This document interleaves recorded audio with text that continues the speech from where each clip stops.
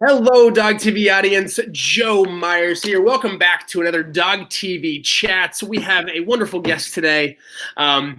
We'll introduce him here in a little bit. I want to thank you guys for joining us. We've had almost 200,000 views of Dog TV Chats.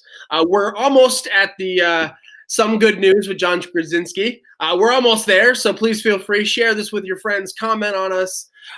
Share this. We're trying to deliver the best information to pet parents and giving them the most up-to-date information about what's going on, but also some entertainment and some enjoyment. My guests this week coming up are Marika Meeks from Incredible Stella, Victoria Shad. She is an author and a dog trainer. She's written a ton of books. We're going to have a lot of fun. But without any further ado, let me introduce my guest this week. Please welcome Clint Misamore. Hello, Clint. Hey there, Joe. How's it going? Wonderful. How are you? And Clint, you are the co-founder and managing partner of WUF Week. Tell everyone a little bit about WUF Week, what the inspiration was behind it, and what's going on right now given this whole COVID situation. Yeah, well, we've actually, and first off, thanks to you and Dog TV for having us and giving us an opportunity to share a little bit about what we're doing. WUF Week actually only started, from an idea standpoint a couple of weeks ago. It was originally, we had built a company that was really around online, but really starting with in-person experiences that was all around humans celebrating dogs. So my team and I are all based in Los Angeles. So LA being a market that people love their dogs so much, the fact that we're physically out here, we were going to do an event in person on April 17 that we'd been planning for quite a while. We had a great venue. We had, it was for about 400 guests. We had a bunch of speakers coming out. But then the last couple of months, of course, as this whole COVID-19 has been unfolding, we started to postpone and figure out future dates of when we could do this. And as we started reaching out to all of our speakers, panelists, even some of the guests, it was really interesting because almost unanimously we got feedback that, now that everyone's in quarantine and at home, many people are out of work. Unfortunately, it's looking like there could be as many as 15 million unemployed, filed for unemployment in the last couple of weeks. A lot of people are down, and quite frankly, many people are depressed. And it's very confusing. So a lot of the people got back to us and said it's such a bummer because now is really the time that we need this, because one thing that's always there for us, for better or for worse, is our dogs. And that's why our values are around unconditional love, being present, non-judgment, loyalty, joy, which are all things that dogs give us. So our team and I have been basically having, sleepless nights trying to figure out all things online and digital marketing. We've had to take the biggest crash course ever and get all this up to a digital format. And like Shark Week, we're kind of the dog week, which is WUF Week, and it's spaced out over the week. And we wanted to give, like you're doing to your viewers, like a daily dose of content and inspiration from 9 a.m. to 10 a.m. Pacific each morning. And then we wanted to have kind of a more cultural, fun, celebratory thing to cap off the week. So we're ending on Friday with a doggy dance party with DJ Questlove, who's a member of The Roots. Absolutely amazing. Yeah, Jimmy Fallon and all that. So we're going to have some incredible kind of celebrity cameos and guest appearances that's going to be on the WUF Instagram. But yeah, I mean, it's just about, we're at home, we're all in this together. Our dogs are there for us. And it's been funny to hear some of the stories that have come out of our speakers this week, like Cesar Milan or Dr. Michelson. Today we interviewed Doug the Pug and Tuna Melts My Heart. They're hysterical. So those are the kind of things we're doing, and it's been, it's been great. And hopefully it's provided, inspiration and also for many people education. I think there's been some really kind of informative stories that have come out of this. Very cool. What was the for the in-person event, what was the original reasoning? Was it something you weren't feeling that was on the marketplace, or was it something that you just always wanted to do? I know your involvement in TEDx for a while. What was sort of the inspiration for that original concept? Yeah, well, our whole team, interesting you ask, because the origin story was really just coming from a place of wanting to connect people and unify people. And my team and I, many of us are involved in marketing and social impact. So I was in music with the Grammys for a while, and I saw how music could bring people together. My other partners spent a lot of time in food in the culinary space, how food can kind of unite, at the table for food and drinks. So we've had background in building really cool in-person experiences, which is interesting because who knows where those are going over the course of the next year and beyond, because I think the whole landscape's changing.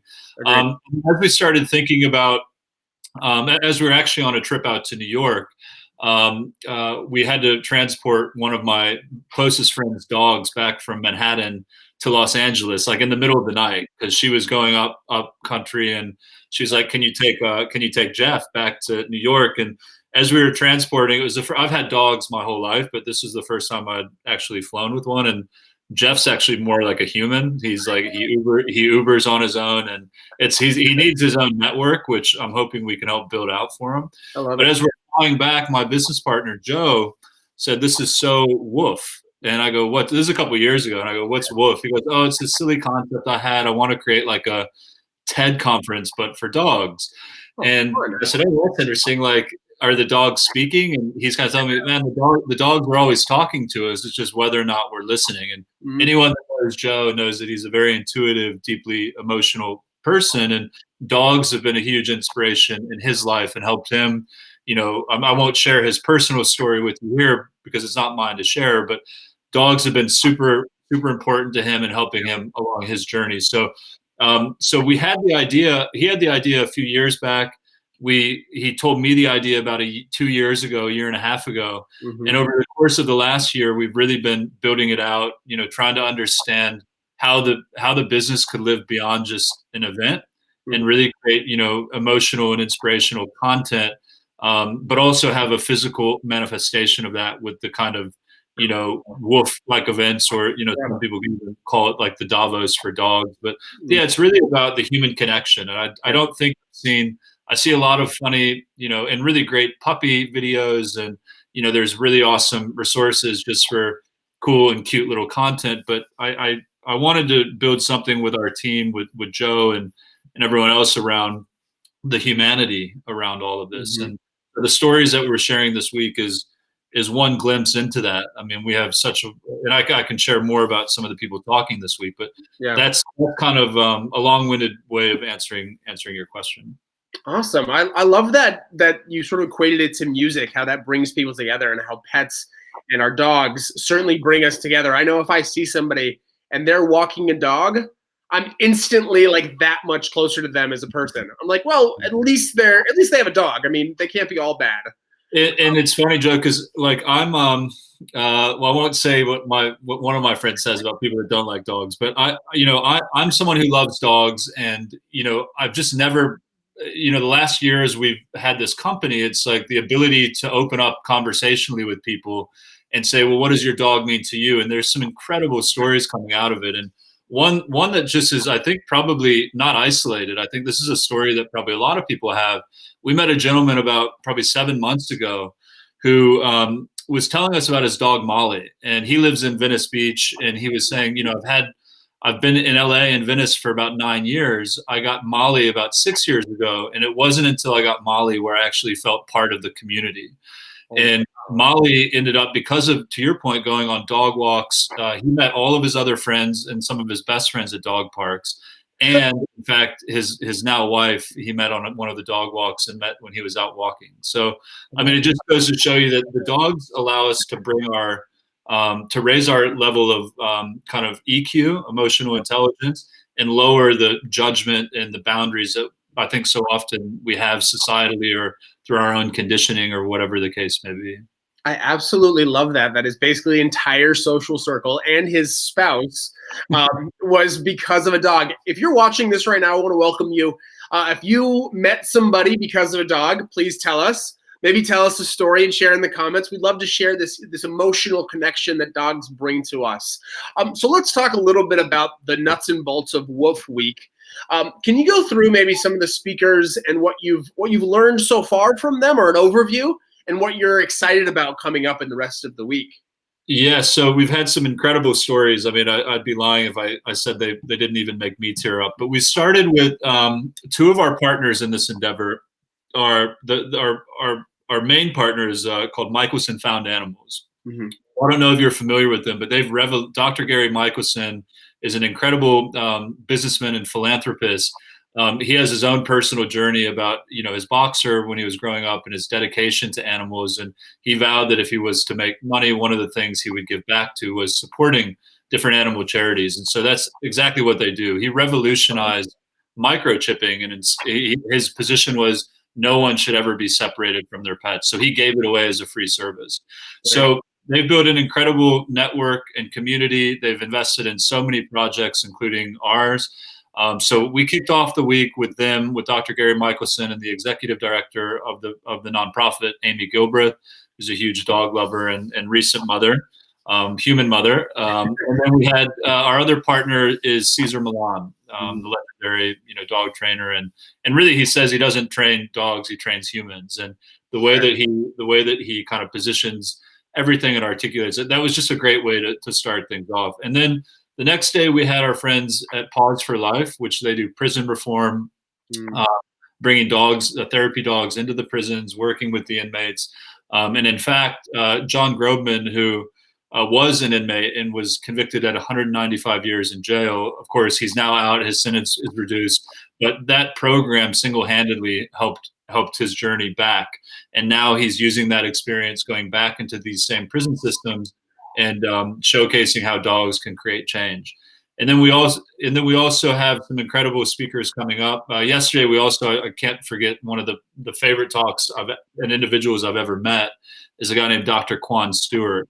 And for the 9 years, invisibly, he's been kind of going into these underserved areas, homelessness, Skid Row. I mean, really the down and out. He's a veterinarian by training, has his high-end clients and normal clients, but he realized that the dogs are so connected when it comes to homelessness. A quarter of the homeless have pets, and for many of them, that's their main thing that keeps them going. So it's really sad that they don't have the financial resources to get the kind of nutrition for their pets, to get the medical services and supplies for their pets. So that's what we've done to date. And then today we had an incredible, more kind of social media convo with two of the biggest Instagram dog stars and their mothers, Tuna Melts My Heart and Doug the Pug. And it was actually really both amazing, right? And it was the first time that their mothers, Courtney and Leslie, had ever met. So they actually were in our virtual green room behind the scenes. They were both had their hands over the camera so they couldn't see each other until we went live because they wanted it to be totally authentic. So, like bride revealers, exactly, and it's amazing. So again, the dogs bringing the people together, and then tomorrow we've got a military captain. It's actually hit the 15-year anniversary of him being shot in battle. And also the birthday of his dog Axel tomorrow that saved his life. So tune into that one, and then we're rounding out tomorrow with Ben Moon. And I don't know, Joe, if you've ever seen this clip called Denali. It's a 7-minute clip. I'd encourage you and all your viewers to watch it. Yeah, make sure to check it out. Yeah, it's incredible. It's a 7-minute clip. Ben was a cancer survivor, and his dog. It's a story about his dog being there for when he was going through his chemo and medical treatment. And then when Ben came out, not to spoil it, you can watch it. It's not going to spoil, but his dog ended up getting sick, and Ben was there for his dog. I mean, that's just, I'm about to cry just telling you. I mean, it's very powerful stuff. Yeah. And then end of the week, as I mentioned, we have the Questlove thing that's more of a fun and celebrity moment, an individual moment, and it's National Hug Your Dog Day on Friday. So we're going to try and get everyone holding their dogs and dancing. Fun. Yeah, tell us a little bit more about the dance party with Questlove. I know we've been interested. Just in full disclosure, DOGTV is one of the distribution partners for this, so you can watch the videos the next day on the DOGTV app, DirecTV and Xfinity. So check them out. So tell us a little bit more about this dance party. What's the vision behind it? Maybe some sneak peeks and some funny stories when you ask people to dance with your dog. So the main thing I guess I'd say to back up is one of the things that WUF stands for is, working in partnership with dogs, but across culture. So, you can think of it as like, a streetwear brand or, we want to be really cool. Yeah. What I mean by that is integrating art, music. So when we end up doing the in-person event, there will be children's choirs. One of my dearest friends is one of the top street artists on the planet. He designed all of our street art, including, I think on your website, you have that really colorful image of the dog. Yeah, go to dogtv.com/WUF or WUF in the World to see this incredible art that's a part of this. It's not just the talks. I agree. It's an immersive, complete experience for people who have this passion for pets. Yep, exactly. So, those were going to be like, we had 3 30-foot murals being built and shipped from Mexico City up here. Wow. We had incredible performances, spoken word poetry, and all of that. So it's a little bit more challenging, I think, to do a lot of that virtually. I mean, you lose some of the connective tissue, but we didn't want to lose all of it by just having talks. And so the Fridays seemed to be a nice way to kind of bookend the week. One of our business partners is good friends with Quest, and so she called him and asked if this was something he would be interested in doing. So we're on our Instagram account, which is just at WUF in the World. We're going to be having a live DJ set, as I said, with some great cameo appearances, 5 to 7 p.m. Pacific. So that's 8 to 10 p.m. Eastern. Cool. And it's just a moment for everyone to come together. We're all at home with our dogs, cuddling up. There's some special surprises I can't announce just yet, but it's going to be a very fun, engaging experience for everyone to dance with your dogs and hug your dogs. As I said, it's National Hug Your Dog Day on Friday. So perfect. I'll think of a better way to end the week, quite candidly. Yeah, I know it's a cool way to get everyone together, cross-cultural. Anybody can do this, and the information is shared, is moving, and so hopefully some action is taken there. How has sort of Cesar Milan been involved in this? The WUF Week been known. If I could actually just back up, and then I'll get the Cesar thing. So when you said take action, so there is one element I missed on the Fridays. So we've given this all the content away for free. We're happy to. We're going to keep giving it away. But we are doing a fundraiser on Friday. It's going to be a text to donate campaign to support the Better Neighbor Project, which is a project under the Michelson umbrella where they distribute those funds to people like Dr. Quan Stewart, who are out on the front lines helping with the underserved community, providing free medical care. So as you mentioned that, it reminded me, I just wanted to mention that because there is a call to action and a purpose.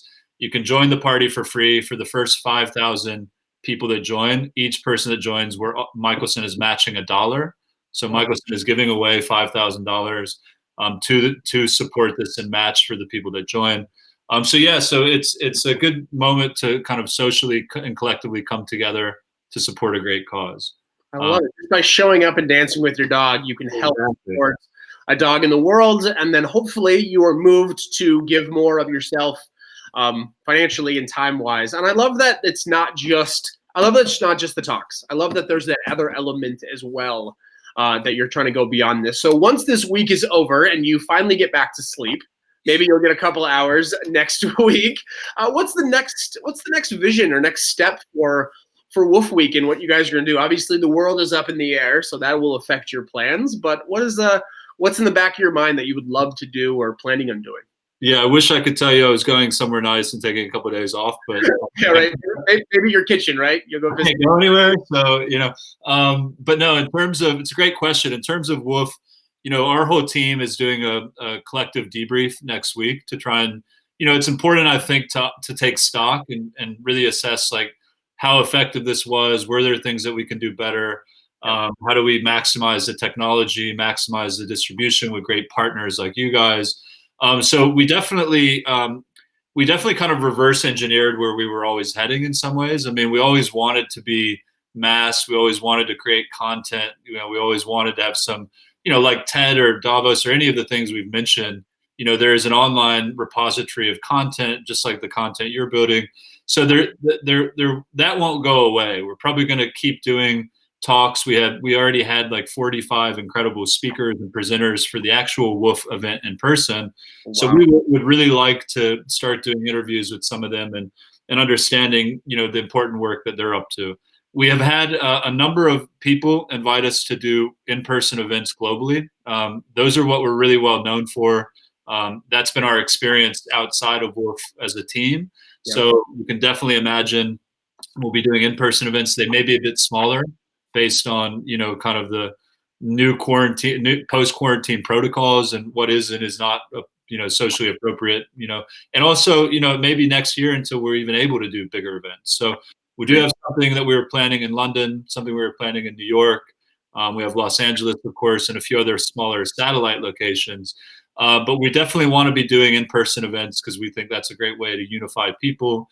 We'll have online events going forward, and who knows? I mean, as you know, with any brand, once you have a connection with your community, Yeah. Anything's possible. A lot of people are into product services. I think for now we're probably going to stay in our lane and just try and have humans celebrating dogs in a number of different manifestations of what that means. And I would love to be working with different not-for-profits, for-profit organizations to help elevate the work they're doing around dogs. So we actually had some great partners. You probably heard of the Tito's campaign that they're doing. What was the slogan was vodka for dogs people. So there's some great organizations that we're beginning to build relationships with, you guys included, where as we continue to build out, we feel like the rising tide lifts all boats. And we're in a point now where we have a new thing about just like pressing pause, because it's time to, in this environment, we have to sit down, go inwards, connect with our family and friends, and certainly the great winners in all this is the dogs, because the humans are finally home, looking after them. Certainly, yeah, it's a wonderful season on certain levels, very difficult on others. But I think the work you guys are doing, and we are at DOGTV are loving being a part of this. We're supporting what you guys are doing, putting it on DirecTV and Xfinity and our partners. I just want to make sure I get my cable partners right. DirecTV and Dish, excuse me. And then also on the DOGTV app, because we feel this information, the more information we can deliver to dog parents, the better they're going to be, the better the environment is going to be, and the more full life and enriched lives we have. So if you can share with our audience maybe one or two key takeaways from this week, either from a speaker that really touched your heart or personally on this journey. I just love to give them something to walk away with. So on the personal side, I would just say I've personally learned to have much more, I guess, patience and sympathy for all the IT people I've taken and abused over the years, because it's no small feat to actually use technology when we're all in such different places. And I just have so much more appreciation for all the companies that are trying to deal with the bandwidth issues right now. So, whether it's Vimeo, whether it's even Facebook, whether it's Zoom, we're just trying to adapt and adjust to this new climate. So on a personal level, I've been, and I know I speak for our whole team, we've been many times pushed to the brink, but I think even within our own team, it's important to remember the higher calling about why you're doing this work. And the higher calling why we're doing this is because I think it unites humanity, and the dogs are one of the biggest bright spots in humanity. And in addition to that, it teaches us that we're trying to accomplish the values that the dogs teach us so much. And so I think it was Eckhart Tolle said they're the guardian stewards of being, and dogs are the guardians and stewards of being. We look to them for the unconditional love, for the non-judgment, for the being present in the moment, for the loyalty, and for the pure joy. So, we're trying to embody this as a community, the things that the dogs in many ways are more elevated than us, you could even argue. So, because they have all of those characteristics that I think as humans, we spend a lifetime trying to achieve. So that's been interesting. I think Cesar always just blows me away. I've had a couple times now to sit with him. I think that the way that he approaches things is incredible. I think, I want at some stage for him to bring out his whiteboard and show you about his human leadership kind of training and his Cesar program. But he really has a special gift. And I think probably that's why he resonates with so many people. But he's just a great guy and fun to be around. And, Yeah, and I think there's something I've learned from every single one of the talks. And, the more that we do this, the more we'll continue to learn. And honestly, Joe, if someone a year ago even probably would have told me you're going to be in the dog business in some way, shape, or form, I would have said, because at that time I'm at the Grammys, I'm doing my thing, I'm in music, having fun. I would have said you're crazy, and here we are talking to you on Dog TV. So. I love it. Full circle. Please tell Cesar he always has an open invite to join us here on DOGTV Chats. I know he has a huge audience and fans, so we'd love to include him on there. But I agree. I've been in the pet world for about 3.5 years, and it sucks you in. You're never gonna go, Clint. We're happy you're a part of it. We love what you guys are doing. We want to thank everybody for joining us. Tomorrow we have Victoria Shaw. She's a dog trainer and author. And then on Friday we have Marika Meeks, who was actually our Dog Mom of the Year, and her dog actually got her through a cancer diagnosis back then, and actually she's experiencing something similar this year. So we'll be talking about that journey. And then next week we have Fox's Maggie Lawson, who has a show on TV here on DOGTV Chats. So we are so excited you joined us, Clint. Thank you so much. Go check out woofintheworld.com. Go check out dogtv.com/woofweek. If you haven't signed up for DOGTV, go get your free month so you can watch all this amazing content the next day. And I am very excited to dance with my dog on Friday. Please join us. Spread the word, man. The more the merrier. Will do. Hang out on the Woof in the World Instagram. Yep, exactly. At Woof in the World, 5 Pacific, 8 Eastern, and it's going to be one good doggy dance party. Absolutely. I got a little beagle, a little rescue. He can dance. Oh, no, I had a beagle as well. He'll chase his tail while he's dancing. It'll be a lot of fun. Well, Clint, thank you so much. Have a wonderful day. Thank you. When you can, and we'll talk soon. Thanks, Joe.